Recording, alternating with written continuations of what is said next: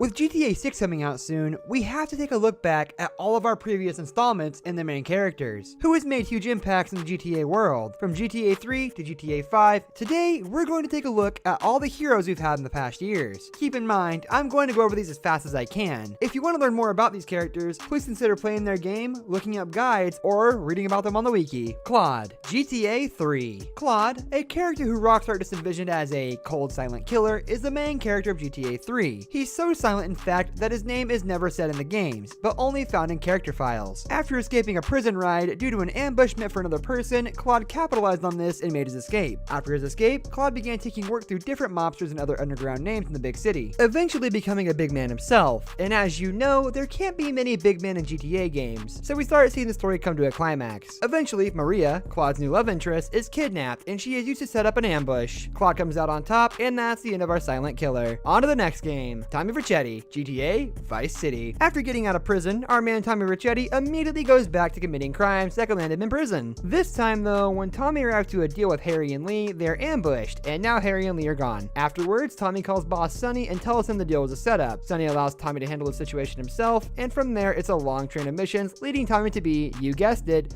a big man in a world of big men. Climax happens, Tommy comes out on top, and bam, Tommy defeats everyone in his path, takes away all the betrayals, and GTA Vice City comes to a close. CJ, GTA San Andreas. Carl Johnson flies into another train of bad luck. Immediately taken in by two corrupt cops, CJ is forced to work for them or otherwise he will be framed for the murder of another cop. The worst part is, CJ is mainly back because he was trying to go to his mother's funeral. From there, CJ reunites with his old Grove Street gang, and you begin running missions trying to reclaim the gang's glory. At a point in the story, CJ is forced to leave town, sending him on another string of odd jobs until finally the climax happens. It's revealed that gang member Big Smoke and Ryder were traitors, and they're taken care of effectively. Large gang wars ensue until Carl Johnson takes care of it, and is one of the last men standing. San Andreas is over. Nico Bellic, GTA 4. God, it hurts to take time away from talking about Nico, but you've gotta do what you gotta do. Nico Bellic is an Eastern European who has a knack for getting his nose into places where it can get cut off. Coming to America to escape his past and live out the American dream with cousin Roman, Nico can't catch a break. From mobsters to psychos, Nico meets them all. He even runs into a ghost of his past along the way, one Draco Brivik, who he can either take care of or leave to suffer. This man even takes the time out of his story to rob a whole bank. Where was Nico for the GTA 5 heist crews, man? As the story progresses, you work with a man named Dimitri, who you can either work with or betray. Either way, Dimitri causes the death of someone close to Nico, who then proceeds to chase him down and take him out. On the other hand, if Nico chooses the other option of getting revenge, you'll take down a man named Pecorino and bring GTA 4 to a close. I was going to bring up Johnny and Luis, but they just didn't have enough of an impact to make a huge difference without repeating some of Nico's story, or bringing up parts we just didn't need to talk about. Also, Johnny kinda gets the boot from Trevor in GTA 5, so. Leading into that, we have Franklin, Michael, and Trevor, GTA 5. Let's start at square one, North Yankton. Michael, Trevor, and Brad are bank robbers, and the first score we see from the crew is a robbery on a small bank in North Yankton. In reality, this is a sting operation set up by Michael to secure a future with his family. They begin to run from the cops until their car is hit by a passing train. As they search for alternate ways to escape, Brad takes a bullet meant for Trevor and is killed. Michael, attempting to salvage a sting operation with his other friend, takes a shot for his dive as well, and then yells for Trevor to leave him. Eventually, Trevor is overrun and taken by the snowstorm. Michael fakes his death. Enter Franklin, a thug who repossesses high-value cars for a man named Simeon. Long story short, Franklin is sent to repossess a car of a Mr. DeSanta. In the back of said car is a Mr. DeSanta, who is actually Michael Townley. Dun dun dun. The bank robber. Michael makes Franklin ram the car that he just repossessed through Simeon's dealership and offers him a drink and advice, which Franklin takes him up on. Together, the two run a couple of missions, and Franklin takes a look into Michael's hectic life. Eventually, Michael catches his wife cheating with a tennis coach. The tennis coach flees to the hills, hiding in an expensive house owned by Mr. Martin Madrazo, which, in a fit of rage, Michael pulls off the hill, completely destroying the house. Madrazo then visits Michael and informs him that he is now owed a hefty sum of money, which brings us to our first heist, the Diamond Heist. Enter Trevor,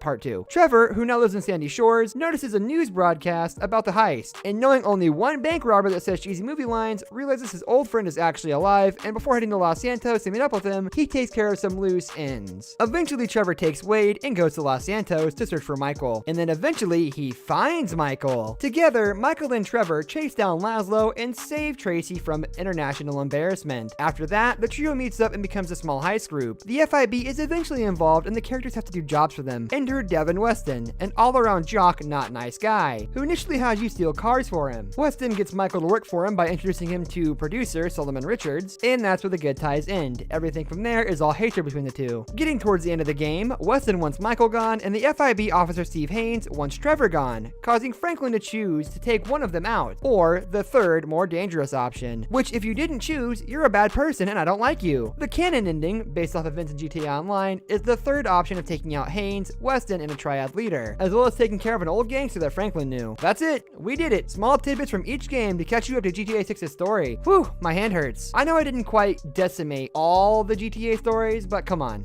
Leave a like if you enjoyed, subscribe for more GTA content, and comment down below who your favorite GTA protagonist is and why it's Nico Bellic. Thank you for watching, guys. Have a great day.